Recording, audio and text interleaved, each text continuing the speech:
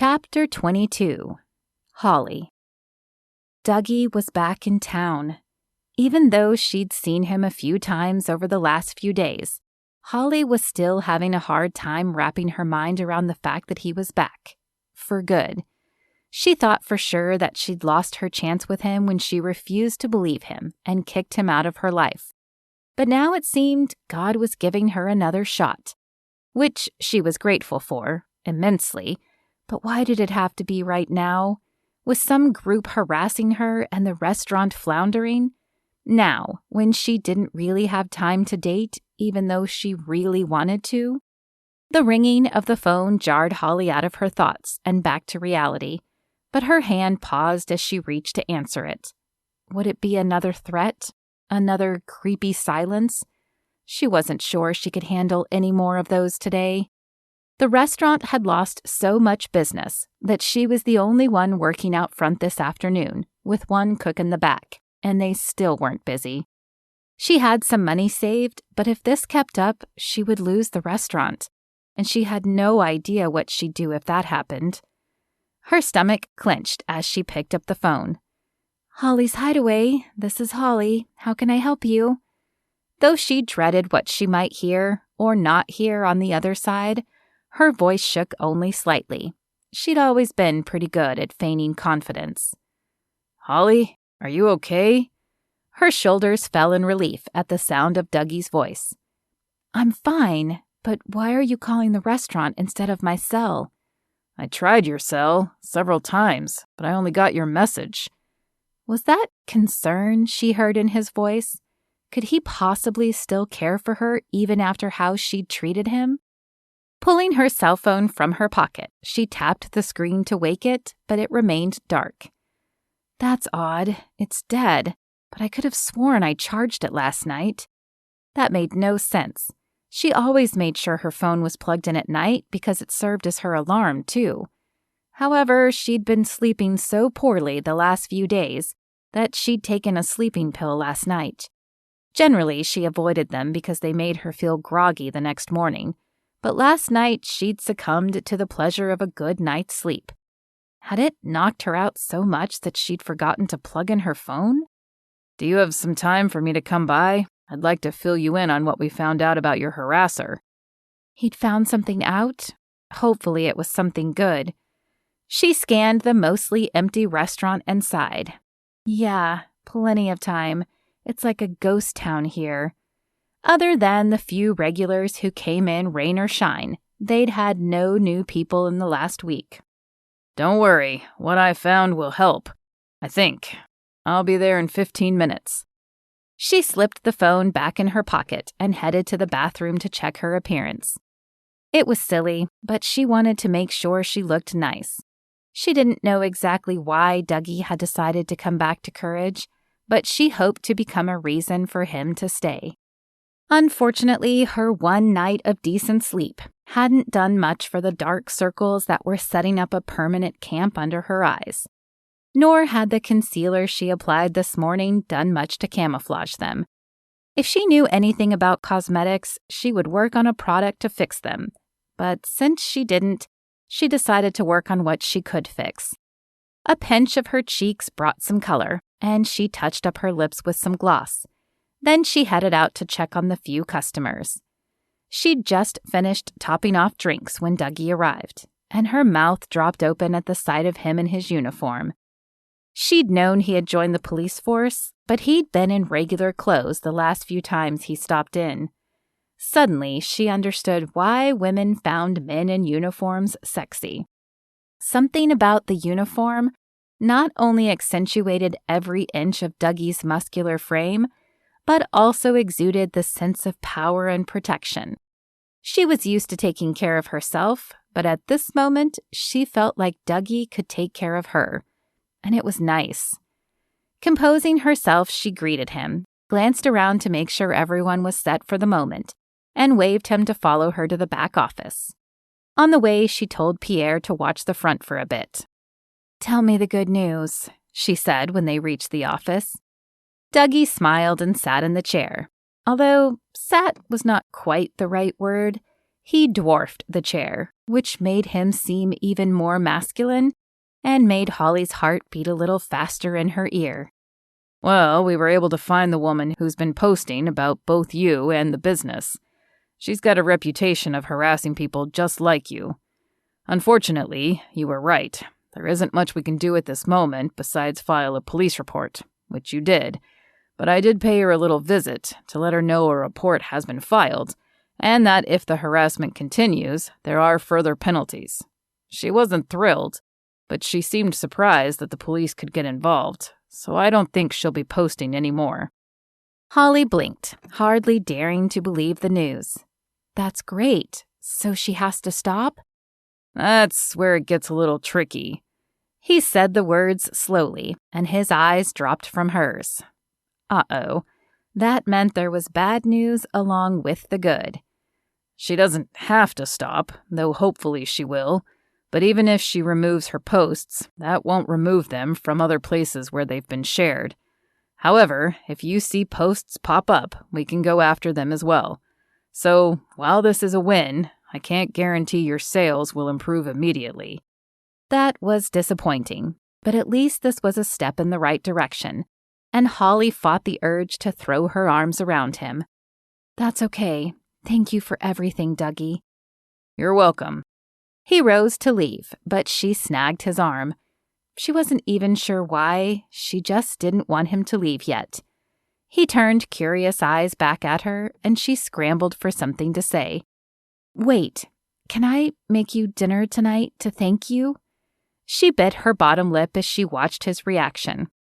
Holly had no idea if he still had feelings for her, but she'd never know if she didn't take a chance.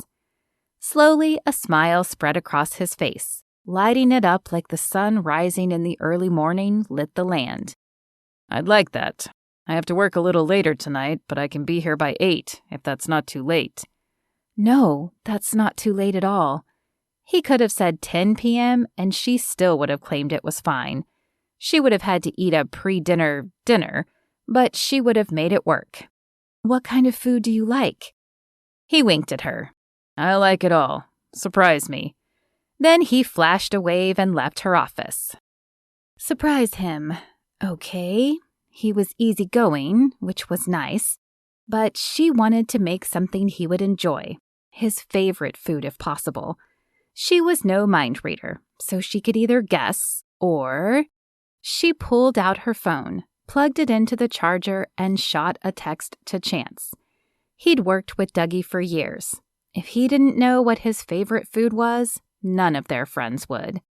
Leaving the phone on her desk to charge, she made her way back to the hostess stand, a smile on her lips as she thought about the upcoming date. Was it a date? She hadn't exactly called it that, but it was one person treating another to dinner. That generally fit the definition of a date. Holly relieved Pierre and then made the rounds, checking on the last customer and clearing the tables from the ones who had left. The front door opened as she reached the hostess stand again, and a woman walked in. Courage wasn't a huge town, and while she didn't know everyone in town, most people who lived here had an air about them, a casual, relaxed air that was easy to spot. This woman had no such air. In fact, every part of her screamed the complete opposite. Her outfit from head to toe appeared to be designer. Her dark hair was immaculately styled, and her makeup could have been done by an artist, it was so flawless. Hi, table for one today? Holly grabbed a menu, but she expected the woman to say she was meeting someone. No way was this woman eating alone.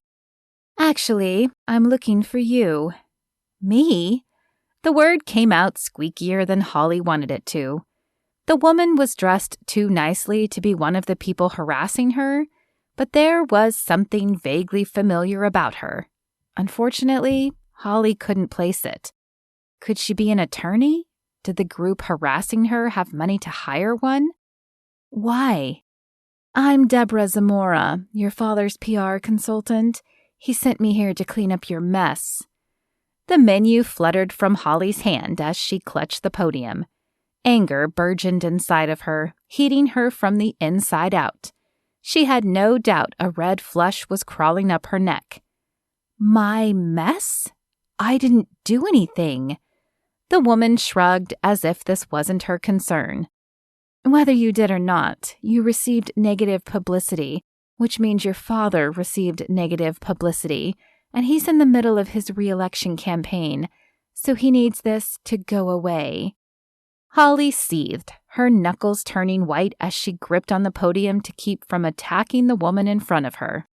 I haven't spoken to my father in years, not since I left New York, so you can tell him to keep his nose out of my business like I've done for him for the last decade. Believe me, he doesn't want to be in your business, but now it's affecting him. Deborah ran her hand down her tailored suit, brushing at it as if being in the mere presence of Holly was creating a stain on it. Yeah, well, he should be more worried about his reputation as a philanderer and adulterer than as the estranged father of a woman who owns a restaurant and prays. It took every ounce of Holly's composure to keep her tone even. Your father has worked hard to clean up that image. Now, we can have a press crew here in a few days. All you have to do is state that you made a mistake attending the prayer walk, and you believe in reproductive freedom for women. It won't undo all the damage you've caused, but it will help. Holly folded her arms across her chest and shook her head. No, I will do no such thing. I'm not sorry I went on that walk, and I'll probably go on more.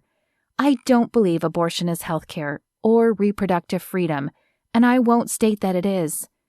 Holly had no idea where those words had come from. She had no plans to go on any more prayer walks, not with what it had done to her business. Deborah's mouth pulled into a pinched line. I think you should reconsider. Your father is a powerful man who lives in New York, Holly said, cutting her off. Just have Daddy Dearest tell his constituents that I'm a grown woman who doesn't speak for him. He can publicly disown me if he wants. It's not like he's been my father for a long time. I'll pass the message along, Deborah said, lifting her chin in a haughty manner. But don't say I didn't warn you. With that, she spun on her overpriced heels, probably Jimmy Choo's, and clopped out of Holly's restaurant. Holly leaned against the hostess podium, wondering what on earth that had really been about. Her father might be up for re-election, but she was all the way in Colorado, and she was a grown woman. Would a story about her, even if it included him, really hurt his chances of re-election? And if not, what was his PR person doing here? Before she could think on it further, the door opened and another woman walked in. Are you Holly Bingman? She asked. I am. Was there something in the water making people want to find her today? The woman extended a hand and a friendly smile. I'm Sylvia Mason. Your friend Tiffany told me you have some people harassing you and that I might be able to help. Of course. Leave it to Tiffany to reach out to the woman, knowing that Holly probably wouldn't herself. Maybe, although I did tell a friend on the police force and he was able to speak to the woman. The harassment might be done. I haven't had any calls today. Oh, well, that's great to hear. Sylvia fumbled in her purse a moment before producing a business card. Well, I'm around if it doesn't stop and you want to discuss legal matters around it. Thanks, Holly said, taking the card. I'll keep this in mind. Sylvia nodded, and as she reached the front door, Ashley hurried in. Sorry I'm late, Ashley said, looking around as if assessing how much trouble she was in. Holly glanced at her watch, surprised at the time, and the fact that Ashley was 15 minutes late. The girl was never late, but there was no reason to reprimand her today. The restaurant was still nearly empty. No worries, we're still pretty slow here. Ashley sighed. Not that I'm glad we're slow, but I'm happy I didn't leave you hanging. Becca just hired a new girl to help her out, and she seems sweet enough, but boy is she slow. Holly gazed past Becca to the bakery. Becca just hired someone? Did you recognize her from town? Courage always had new people coming in, but they were usually tourists and not looking to settle down. 2 new women in one day was odd, even if things hadn't been crazy in Holly's life. Ashley wrinkled her forehead, clearly confused by the question. No? Why? A woman just left here claiming to be my father's PR rep. I just find it odd that 2 new women showed up in town today. Ashley smiled and placed a hand on Holly's shoulder. I think you're overthinking things. I know it's been rough the last few days, but not every stranger is out to get you. Yeah, maybe. Still, Holly couldn't shake the feeling that this time was different. What did your father's PR rep want? She wanted me to publicly apologize for going on the prayer walk, Holly said, her frustration coming out in a huff. Whoa, what did you say? I told her I wasn't interested. Hopefully she goes away now, but who knows? Holly glanced down at her watch and realized she needed to get to cooking if she was going to have dinner ready for Dougie. Ashley, do you have the front? I need to whip up something for my dinner tonight with Dougie. Ashley's brows lifted. Dinner with Dougie? Sounds serious. Holly felt her cheeks heat, but she played it off. It sounds like dinner, my way of thanking him for everything he's done. Sure. I never got dinner for all I've done. That's because you get a paycheck, Holly called, as she headed to the office. Checking her phone, she read the text from Chance and smiled. Chicken Alfredo she could do. It was one of her favorites as well, but only if done right. She'd tasted too many dishes where the sauce was too watery or too heavy, and she wanted hers to be perfect. Grabbing a pan, she began heating the chicken.